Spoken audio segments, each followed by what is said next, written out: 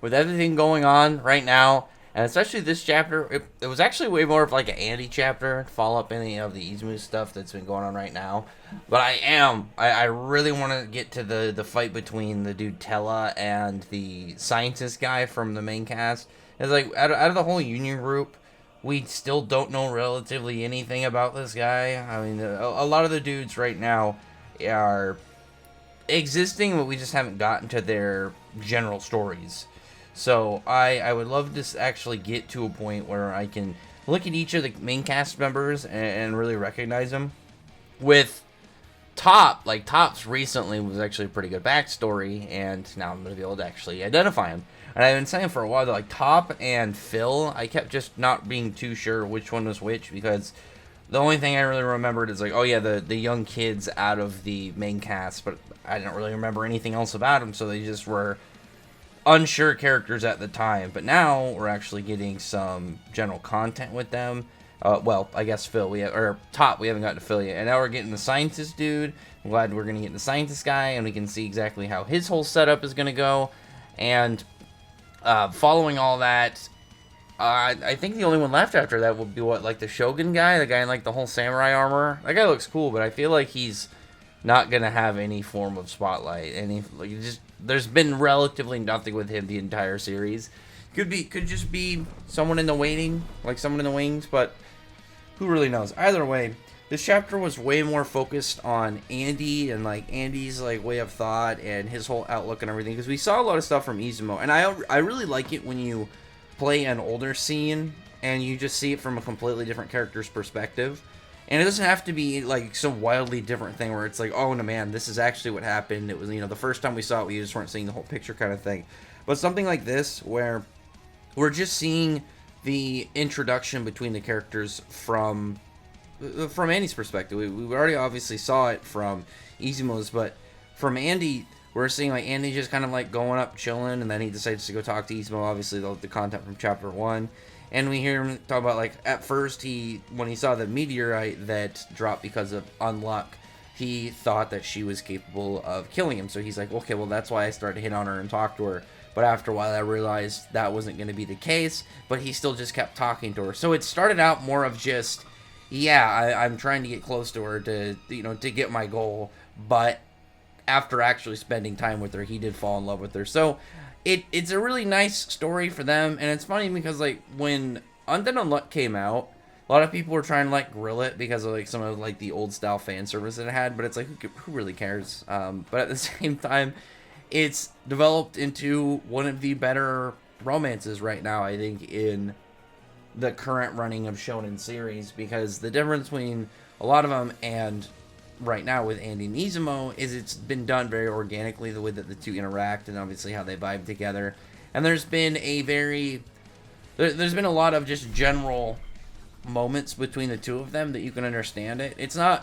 It doesn't have to be like one of those ones where it's like it takes forever for the two characters to kind of get together. Like, the difference between obviously like with Andy and other shonen main characters is a lot of them are mostly young when they start out. Andy's like hundreds and hundreds of years old, or at least like I guess like that's more like Victor. Andy's at least like what, like 100 something because of the time he spent in the West and whatnot. Who knows exactly how long he first originated. I don't think we have that point in his backstory now that I think about it, of when he first became Andy. But everything around him, like he's going up against Rip. I thought Rip was really cool. I actually enjoy his character a lot. I think he's really neat.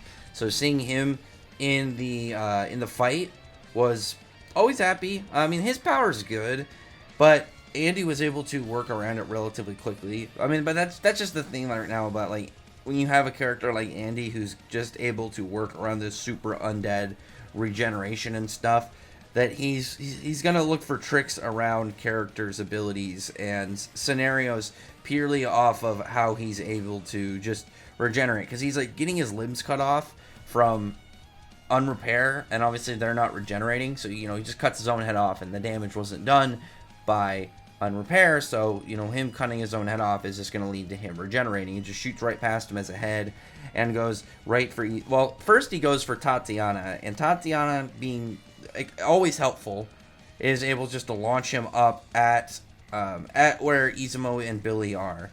And One, I still think Tatiana. I feel like Tatiana just in general could like demolish a lot of the people here. I haven't really seen anybody other than like Billy that I think can really fight her, because even if they have a way to dodge her untouchable power, how do you get to her?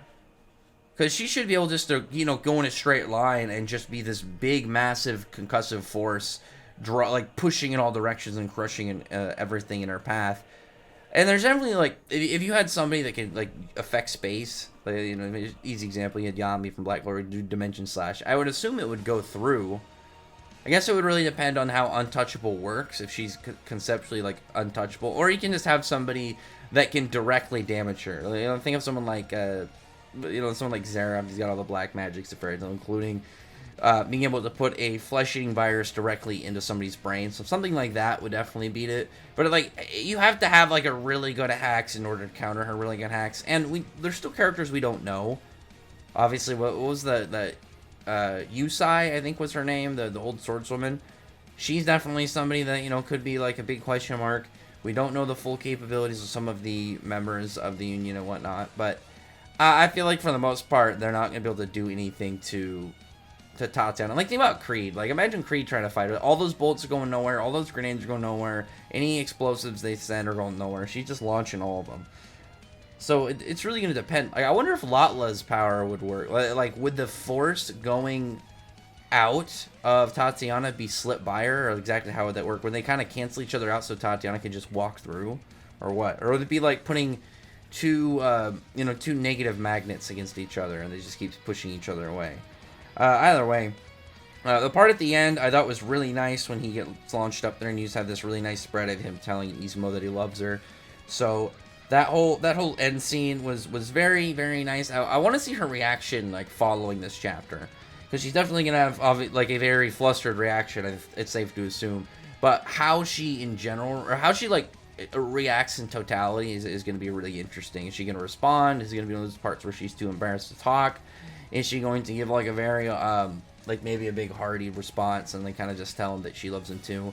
We could easily get something like that, because she already admitted, at least to herself, that she was in love with Andy. So I feel like she's going to end up saying something about it.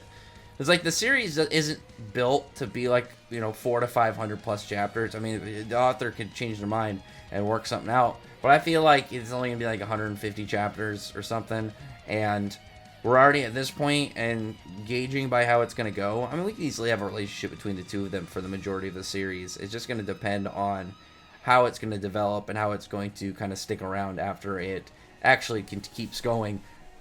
I actually would like to see that, just because you don't get a lot of that in shonen, where like even halfway through the series the main character and the female lead end up hooking up and then are a couple, and then you can see where that kind of goes.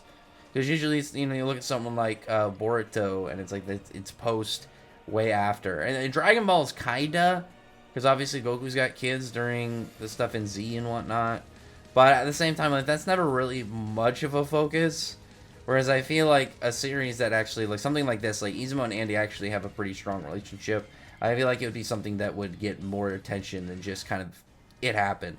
Whereas something like Goku and Chi-Chi was never, like, it was never a focused concept between the two of them. You never really honestly got that good a relationship out of them. But anyway, other than that, comment below, thumbs up the video, with a friend, like button, subscribe, and check out my other videos. But than that, appreciate me, sorry, subscribe, and I thank you all for listening. Bye.